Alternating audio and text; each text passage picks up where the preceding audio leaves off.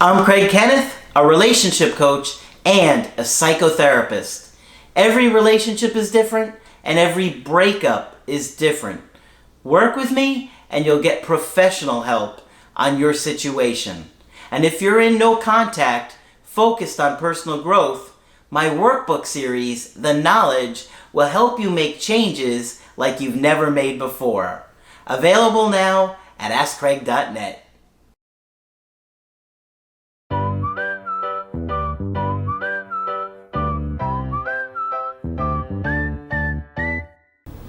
Hi there, I'm Coach Craig Kenneth, and in this video I'm going to be talking to you about when you're dating a single dad. So obviously there are tons of single dads out there. In the US, the divorce rate is like 60%, somewhere around that area. I'm not sure what the statistics are worldwide, but that means there are going to be a lot of adults that were married, got a divorce, and they probably had a kid, more than one kid. Obviously, it can make things a lot more complicated when you have other people involved. So it's important to have some education and insight for yourself before you're going to date a guy that has kids. Now, some people might find themselves not wanting to put themselves in that situation. It is scary. You know, I've talked about the Applebee's girl before, and when we started dating, she had her daughter, who was about maybe a little bit over a year at the time. And so when I was in that situation, at first I was very hesitant because I had never dated anybody with kids before or had any girlfriend that had kids before. And I didn't really know how to handle it. I didn't know what would be expected of me. I was still unsure about how close we would get or how the relationship would go.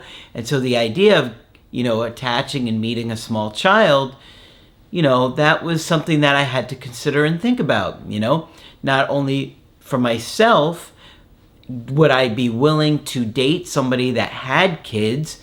Could I do it? Was I emotionally available and ready to do something like that? And also thinking about the needs of the child. A child is going to get attached to you, and the last thing I want to do is put myself in a situation where a child's going to get hurt or sad and disappointed if things don't work out. So you really want to take those things slow and consider those things. Now, for me personally, me and my ex talked about it, and we were slow to incorporate things, and it was one of the best decisions I've ever made, quite frankly. And attaching to her was, just an incredible experience. I didn't have kids at the time, and so, being like her dad was honestly just incredible for me. And that's why that breakup was so incredibly painful for me, because I was so attached to her child. So you have to think about things before you get into a situation where you decide whether you want to date a guy that has kids or not, Because here's the big one. If you're dating somebody that has kids, you're not going to be the priority, okay? Is it fair? I don't know. You have to decide for yourself. But when you're dealing with a small human being, a baby, a child, especially when they're younger, their needs have to come first. They can't take care of themselves. They can't feed themselves. They can't, in some cases, they can't do anything for themselves. And so that means the father, when he has the child, has to be able to do those things, prioritize them over you. And I've seen a lot of women over the years that get very upset and they don't show empathy and understanding in those situations, and it causes a lot of breakups. Now, I'm not saying everybody does that. I'm just saying I have seen that come up. So that's one of the issues. And I got an email coaching that I'm going to get into that's going to talk about this. But the other thing you have to consider is the ex. You got to have an adult relationship with your ex. You got to do your best. Sometimes the ex is emotionally unstable, unhealthy. Sometimes the ex wants the father back. Things like that are going to come up. But you have to understand he's got to do what he can to keep it civil for the mental health of the child or children, and make sure that that kid isn't, or kids aren't seeing mom and dad continue to fight. They have to do their best to show stability within each other. And I've seen a lot of women get very upset. Women tend to be more emotional, and they see the guy interacting with the ex-wife. They don't like it. Sometimes it's just an ex-girlfriend. They get very upset. They lash out. They lose emotional self-control.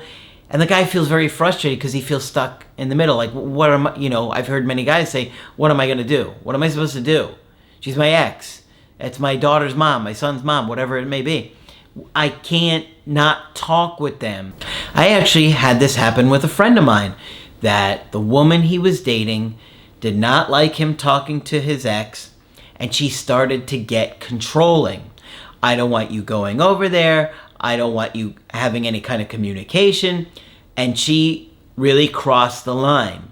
So he had to end the relationship, which he did not want to do, because he really loved this girl and wanted to be with her. But because she was controlling and saying, nope, you can't do this, you can't do that, and trying to tell him how he was going to parent his own child, it caused a breakup. So you got to be careful with stuff like this. Now, another third major issue is that as a parent, you really want the child to like you, okay? And it's tough because they already have their mom. In many cases, there's a mom in the picture, and you as the woman kind of want to be a mother figure, but also it's tough to navigate how you're going to parent, because you may have different parenting ideas than he does, and it's his child. So you're going to have a lot of discussions behind closed doors where you're acting like an adult. And ultimately, it's not fair, but when they're the biological parent, they get more say in situations, right? But a lot of times the dad wants to see that the kids like you, and he's afraid. He's afraid that his kids aren't going to like you because, they have a mom, and a lot of children are very loyal to their parents, especially their mother. And so he's afraid that you may not get the approval of his kids, and that can make things awkward or uncomfortable, and actually, in many cases, cause the relationship to fall apart. So I have an email coaching today. And this is why I say every situation is different and every breakup is different. In this particular situation, we have a single dad where the mom had passed away. So you can imagine how devastating that is, right? Single dad trying to take care of kids on their own. A lot of times, dads haven't had a lot of experience taking care of the child. You know what I mean? Like, dads often don't have the nurturing skills that moms are often taught or shown when they're growing up. A lot of girls around their mothers, and moms teach. Moms show you how to cook and clean and take care of a household and take care of little children, babies, right? But the boys, honestly, many boys don't have their father in their life, and they aren't taught skills like women are, like girls are when they're little. And so it's tough. So when you see a single dad that has lost their spouse, it's probably going to be even tougher because they can't even consult with mom what's going on with the child anymore, right? Mom has passed away. He has to make all the decisions on his own. He has to take care of the kid or the children full time, and that is a lot. So let's get into this email coaching. They said, hi, I wanted to say that I appreciate how you coaches make an effort to coordinate your outfits. I always notice. And that is true. When Coach Victoria or Coach Margaret or both of them were coming over, I was the one conceding, right? They would have their outfits picked out, what they were going to wear, and I would take a look at it and try and have an outfit that kind of went along with what they wanted to wear, right? But thanks for noticing. So, this relationship lasted just about 6 months. Now, he's a widower with 2 daughters. She, on the other hand, doesn't have any kids. Okay, now they're both a little bit older. They're in their 40s, so not too old, but obviously just a little bit older. And they met on a dating app in the wintertime of 2023. So she goes on to say, our first date was a week after we connected online. It went great, but I learned that it had only been 6 months since his wife's passing. That's huge. Okay, now we know he has 2 daughters, and at this point, we don't know the ages of those girls, but losing your wife only 6 months prior, that's tough. I don't think you're really ready for something meaningful and long-term. Most people wouldn't be after losing their spouse just 6 months prior, okay? Now, she had a health issue that she struggled with for 5 years. So, obviously, they probably knew it was coming. I'm not going to tell you which illness it was to keep it a little bit more confidential. But after 5 years of being ill, it's not like it was a complete shock. Maybe it was, but you see somebody struggling with their health that much, that's going to wear you down. That's going to make you sad, depressed, frustrated, and worried about raising those 2 daughters by yourself. And who knows what kind of conversations he had with the ex-wife. Maybe she left instructions. Maybe she said, I hope you do this, or I hope you don't do that. Things like that could cause guilt one way or the other. So she said it made her uncomfortable that the wife had only passed 6 months prior. He agreed to start seeing a grief counselor. So that's great, but he hasn't been to the counselor yet. So think about that. 6 months after, he hadn't really dealt with any of that grief yet. He lives an hour drive away from me, and I don't have a car. So this is a major issue in my opinion, okay? Remember, he's got 2 daughters. We don't know their ages, but he's got them full time. So, she doesn't have a car. She lives an hour away. What is he supposed to do in that kind of situation? Bring the daughters for that hour car ride? That's a lot. We don't know their ages. They may be young, but that's a lot. And then even on the days where he doesn't have the kids, maybe he's got a babysitter or a family that helps, that's still a lot of driving. Because think about it. He's a single dad who's trying to take care of a home, responsibilities at home, cooking, cleaning, taking care of the kids, if they're in school, all the supplies they need, working. That's not easy to do for any parent, especially when you've got a parent that's passed away and he's not getting any help. He loaned me his second car, and I would work from his home once a week. So that's great.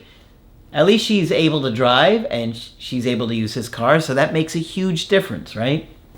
In the summer, he got an au pair, which made it easier to see each other.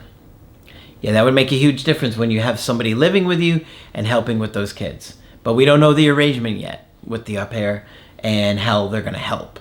We planned a trip where he requested that we not work remotely as we had done on our previous trip.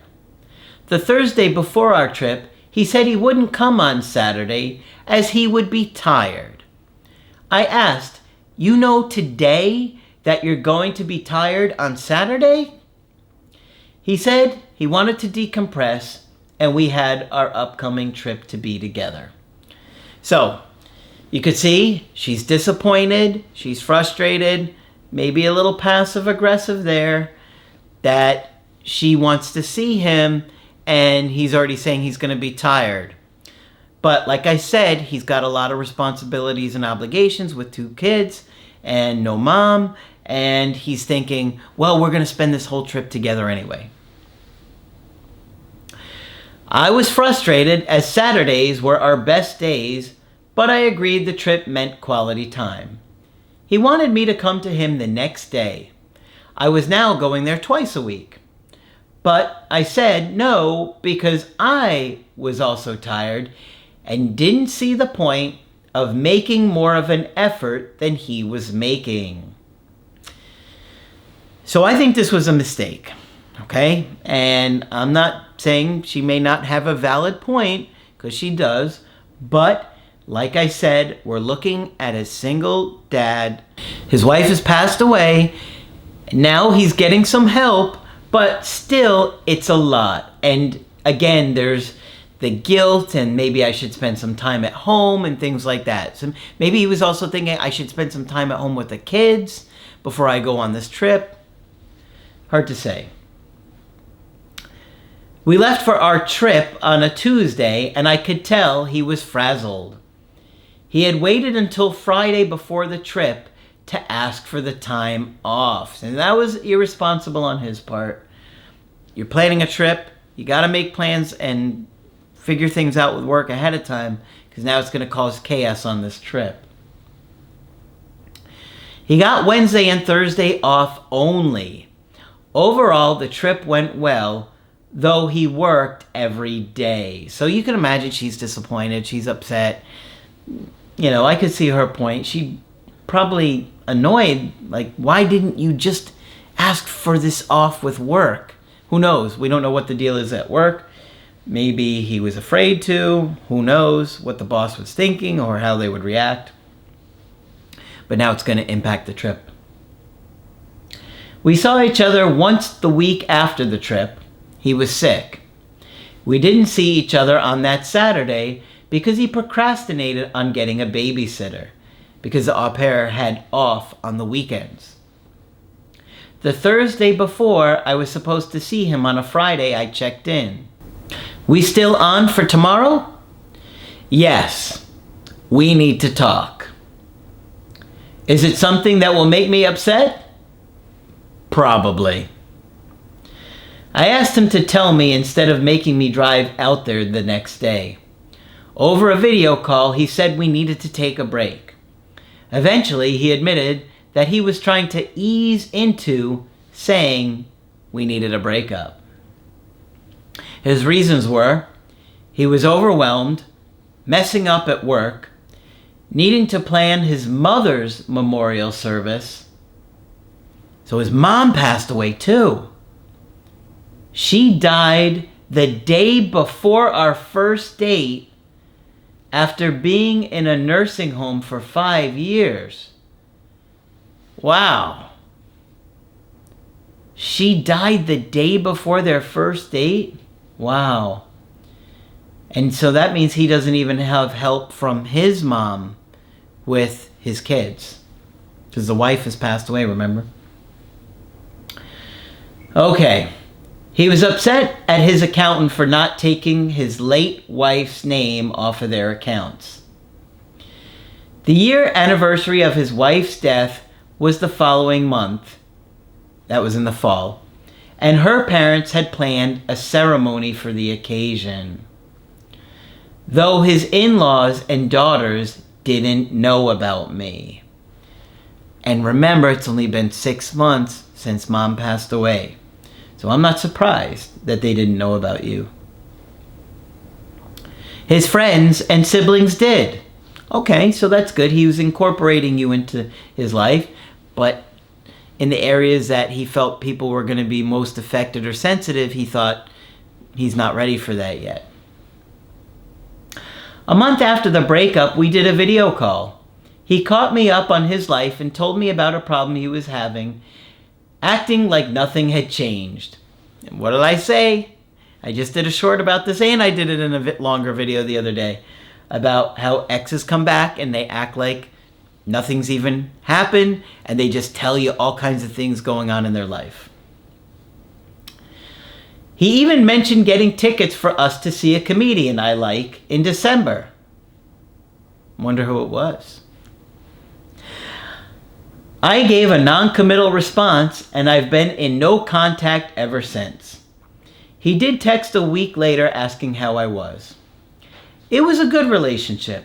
We respected and cared about each other. So what went wrong? How should I behave when he reaches out? Well, I think his life is a mess. I think he's still recovering, still adjusting, and we have 2 kids that are still adjusting to the loss of their mother. Think about that for a minute. We don't know the kids' ages, but let's just say they're younger, maybe elementary or middle school, something like that. And I'm assuming they're a little bit older, at least at 5 or so, because mom had been going through that illness for a while. So unless she had the illness when she had the kids, but let's just say elementary, middle school. As a parent who would lose their kids, you would really put them first. You would think, man, they have been through so much. I don't want to do anything that's going to upset them. I don't want them to think I'm replacing their mom. The kids aren't going to understand that you have adult needs. And the in-laws might get upset or offended and, angry that you're dating somebody so soon. So I can understand him feeling stuck in a lot of different ways. Eventually he's going to have to make all those decisions to tell the in-laws, to tell the kids, but he may have not been ready yet. And I think that's a big part of what's going on. But not only that, imagine losing a spouse. It's going to take, I think, a solid year before you feel like yourself again. Most people need a solid year after a divorce, and I think losing a spouse like this would be similar. So I think a big part of what went wrong is that he just wasn't ready for all of the responsibilities and obligations that come along with this. Now, the other thing is that you passed the comment about you not thinking that you should match his interest level or the effort level, okay? You didn't see the point of making an effort. And if I'm in this situation, I would be thinking, I need somebody who's really gonna understand this and be very empathetic, that in the beginning, it's not gonna be fair, it's not gonna be equal. I do have 2 kids, so, if their mom passed away, and I'm thinking about their family too, how they would be affected by things, I can tell you that it would be sensitive, and there would be a lot of guilt and difficult conversations that would have to come up. And it would take a real mature adult to do that. I don't know if he's gotten to that place where he can process all these difficult things.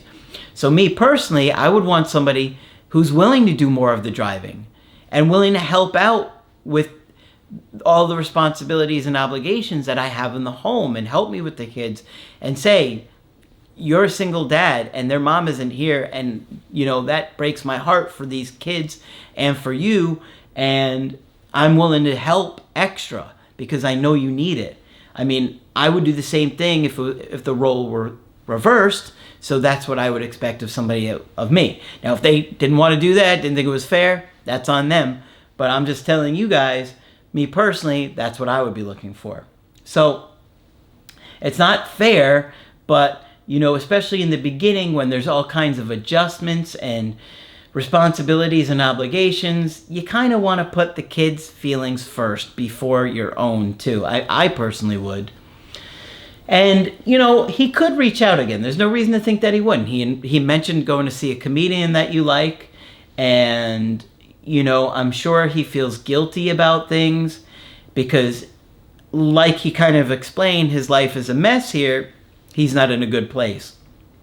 So if he reaches out, you're going to have some honest conversations. Not too much at first because you don't want to overwhelm him. But you gotta really be empathetic and understand, where is he coming from? What were you thinking? What were you feeling? What made you feel like you had to end this? What can I do to help be a support system for you and these girls? You know, how long are you thinking we should wait before I meet your kids? You know, find out what his thoughts and beliefs are. See if it lines up for you and what you're looking for, and if you're comfortable with that situation. Like I said, dating a single dad is a lot more complicated because you have other people involved that you have to consider their feelings and their needs. It's not easy to balance those things, but of course can be done. Adult conversations are needed, and patience is needed. Empathy is needed. And you have to consider these things, and there are other major points too that you should look at if you're considering somebody like this. But I got 3 of the major ones earlier before I got into the email coaching that I thought were really relevant to consider. So, if you're in a situation and you want my help personally, you can get it on my website, askcraig.net. I do email coaching and I do Skype. You can also get my knowledge workbooks or my creative healing course there. They're amazing and they will help you change your life. But that's it for this video. I'm Coach Craig Kenneth, and I will talk with you soon.